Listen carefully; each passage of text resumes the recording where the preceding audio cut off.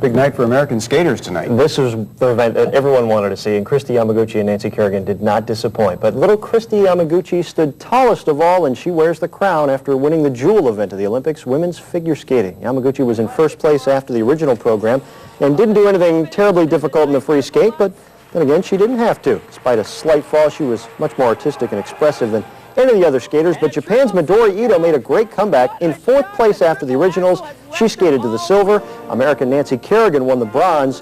Yamaguchi's gold is the first for the USA since Dorothy Hamill in 1976. Now, here is probably the only guy who could save the economy. Ray LeBlanc has saved everything else at the games, but the American goalie couldn't stop it all today. He stopped 50 shots against the unified team, but Andrei Khomutov broke a 2-2 tie with 9 minutes left. The Unifieds outshot the Americans 55-17 and beat the USA 5-2. They'll play Canada for the gold medal on Sunday morning. Well, winning the World Series makes for a short off-season. The Twins have been so in demand the last few months. Spring training's almost a vacation. Some of these guys think it's like a day at the beach by the looks of things. Now, this is serious stuff, really. Pitchers and catchers hit the field at the sports complex for their first workouts of '92 today. Now, their motto last year was work hard, play hard, and it helped them win the World Series. The motto this year, work harder, play harder. Have to, you know. I mean, in a game like this, I mean, coming from worst to first, you know, last year, I mean, hey, you know, people might not pick us this year, but look what happened. So, got to work harder and play harder. And they'll be doing that every day out at the sports complex. The rest of the squad will be in by next Wednesday. The first exhibition game is on Thursday night, March the 7th. The Rangers start workouts on Monday morning in Port Charlotte. Well, it's also baseball season at ECC. Derek Cantrell of the Bucks is a man almost too fast for the camera to catch. Today against Palm Beach, he swiped second, trying to bring the Bucks back from a 3-1 deficit in the 7th. And Pete Garcia came through one batter later. The Lely High product stroked a base hit up the middle. Cantrell scored, made it 3-2, but 3-2 was as close as they came. Palm Beach scored twice more and won it 5-2. The Bucks are 6-4 on the year. All right, Riverdale High pulled off a huge upset in girls basketball tonight. They ousted top seed Mariner from the 3A District 12 tournament. Watch this shot by Cheryl Douglas from the floor. It was 53-51 Mariner. There were just seconds to play in regulation. Douglas came through here to the delight of her teammates.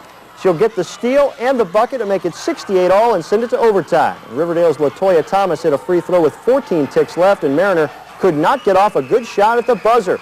Mariner was 21-5 coming in, but the final, Riverdale 75-74. They'll face Cypress for the title tomorrow night at 7:30. It'll be St. John Newman and Evangelical playing in the 1A District 11 final tomorrow night. In boys play, Riverdale ran over Cape. Cypress clinched the top seed in the district tournament by beating Lely. Bishop Rowe over Estero.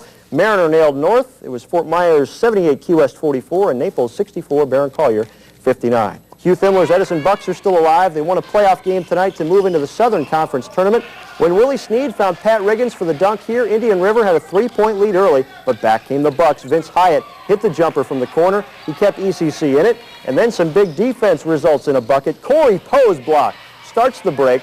Robert Giles finishes it off with 2, and the foul. Giles had 25. The Bucks won it 98-97 in overtime. But unfortunately, a local soccer team's season is over. Cypress Lake came into tonight's sectional playoff against Tampa Jesuit, undefeated, but they ran into a hot goalie. Jesuit freshman Greg Horbelt stopped shot after shot here. He smothers the ball to ward off a Cypress threat. Tigers won this one in double overtime. 1-0. Cypress Lake finishes 16-1-2. And 120 golfers hit the greens for a great cause today in Cape Coral. The first Southwest Florida AIDS Awareness Golf Tournament at Palmetto Pine. Hope to raise more than $5,000 for AIDS education in Lee County schools. And it was a great time and a great cause for everybody involved. Looked like they had a good day out there. All right, thanks a lot, Ken.